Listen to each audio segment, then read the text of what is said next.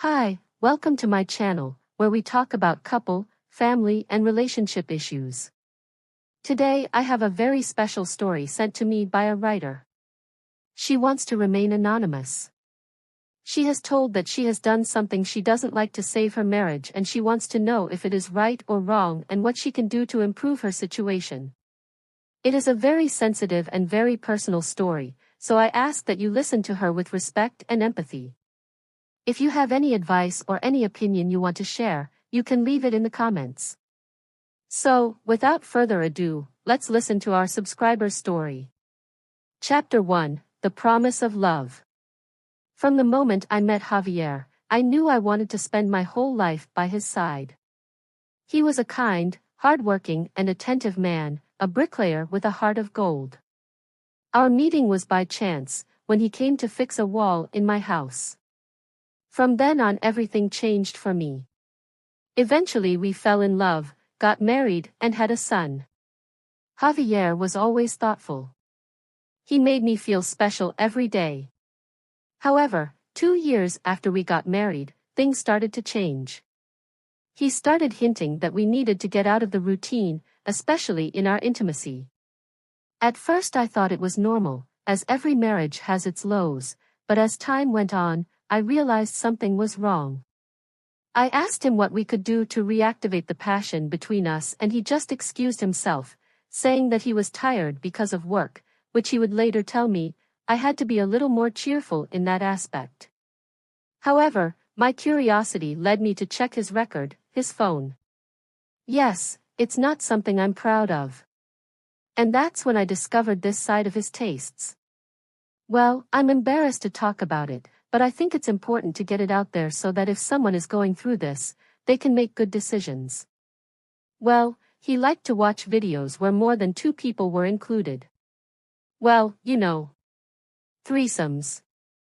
When I confronted him and he watched a lot, he almost watched these videos daily. When I confronted him, he confessed to me that it was due to his past.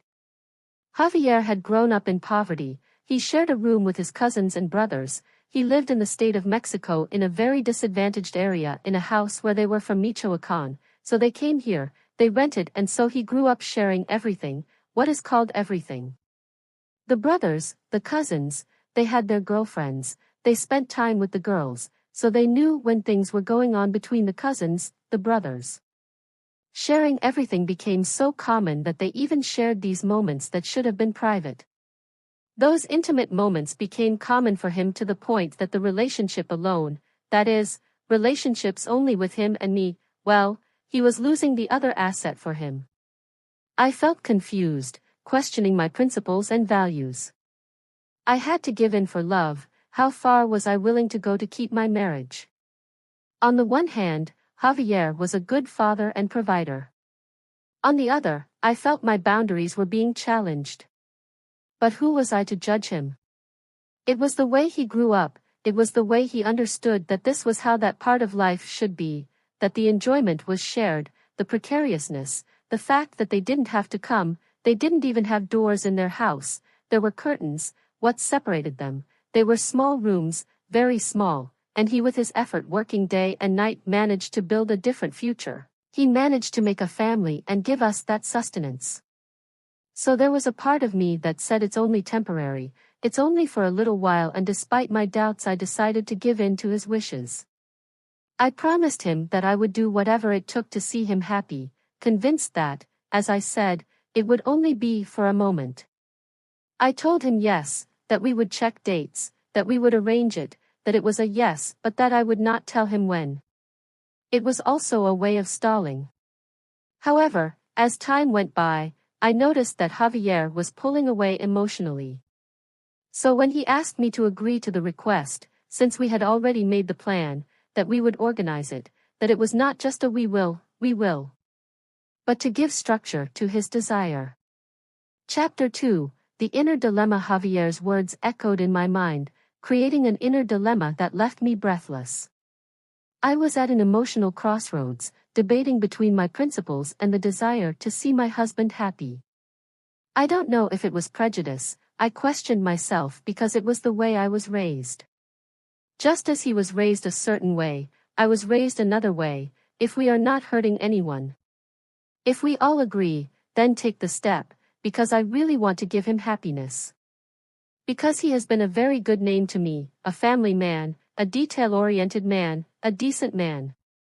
This was something peculiar, however I did not see him so bad. Javier approached me with a look loaded with expectations. Honey, I know it is an unusual request, but I assure you that I will be eternally grateful to you, Ben, and that we will experience a new adventure, something that can unite us even more, whispered with a gleam of anticipation in his eyes. Maybe perhaps that was the word that was going around in my mind. My emotions crashed into each other, forming a whirlwind that nullified my judgment. I will do it, I pronounced with a mixture of determination and doubt without looking him directly in the eyes. Javier took my hand fervently, grateful for my willingness. His words of gratitude reasoned in my mind, creating an echo of uncertainty. I really was making the right decision. A week later I was in a state of internal conflict. The agreed date was fast approaching and I was torn between the promise I had made Javier and my own personal limits. I had to sacrifice my dignity in order to maintain the facade of a happy marriage. I thought, it's just an instant and ready. The hours passed and my thoughts became an incessant tumult. I saw myself reflected in the mirror, observing the tired and doubtful countenance that my own eyes returned to me. I knew I was trapped in a dilemma that had no simple solution. A torrential rain was pounding on the windows of our house, and the sound of the drops was like a symphony of restlessness that reflected my own state of mind.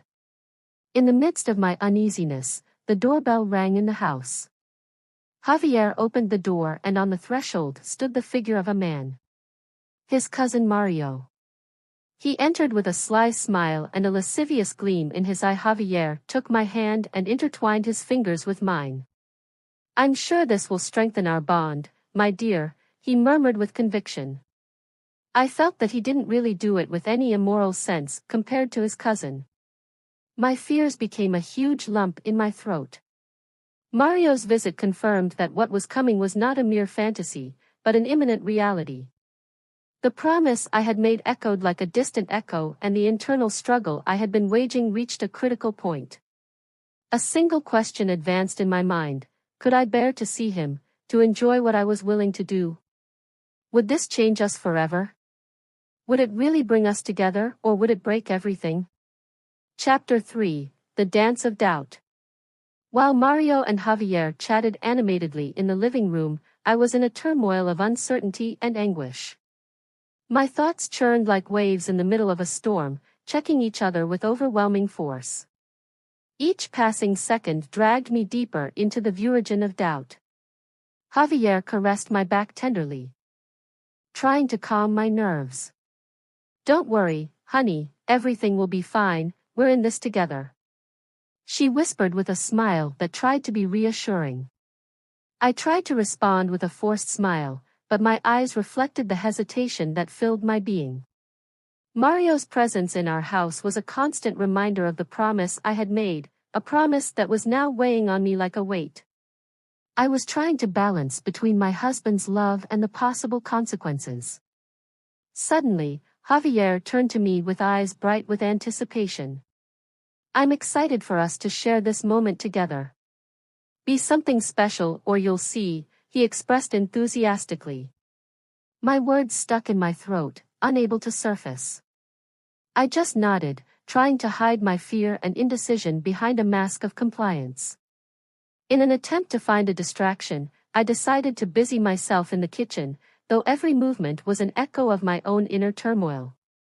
As I nervously stirred dinner, the sound of laughter coming from the living room barely managed to mitigate the heavy weight resting on my shoulders. I kept thinking, just a moment, just a moment, just a moment. When Laura arrived, we gathered in the bedroom.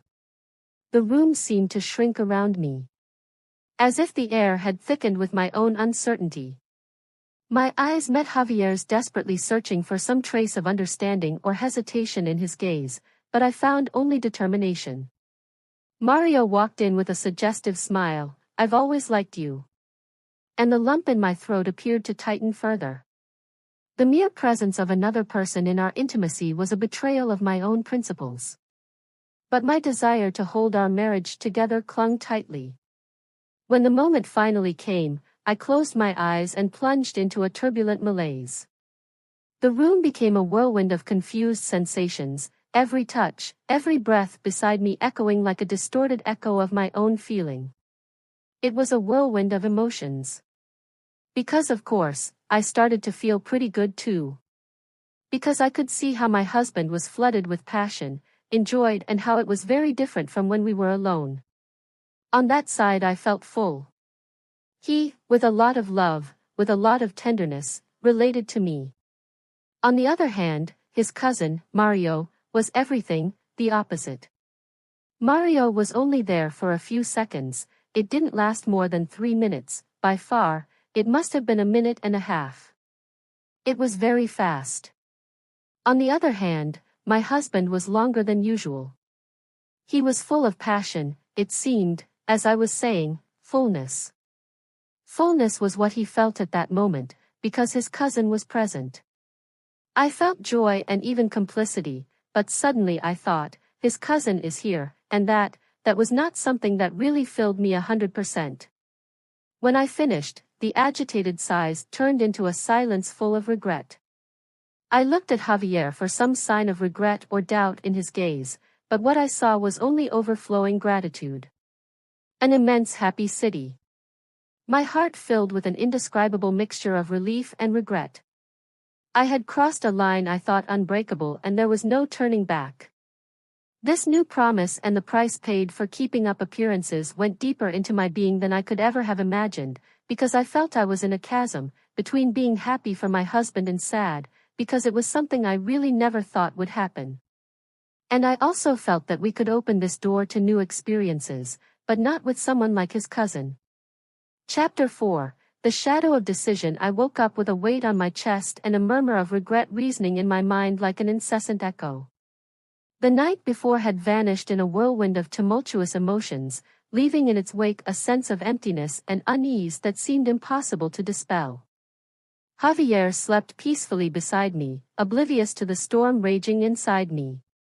His serenity contrasted with the chaos stirring in my heart, and I found myself wondering if I could ever find the peace I longed for. A balance, that was what I wanted. The shadow of the decision I had made loomed over me, darkening every thought with a burden of guilt and remorse that refused to fade.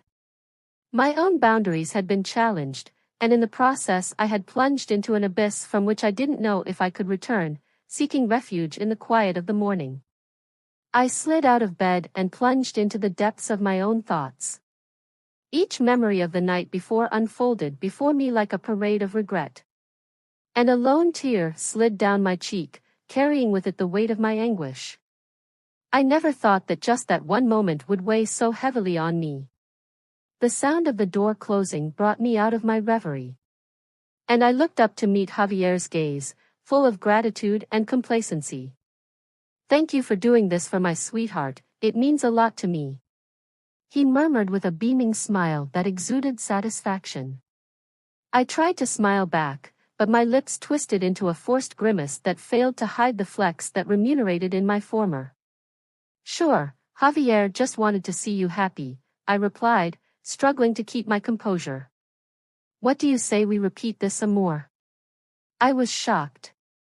It had happened not long ago and he already wanted a repeat. "What do you mean, a repeat?"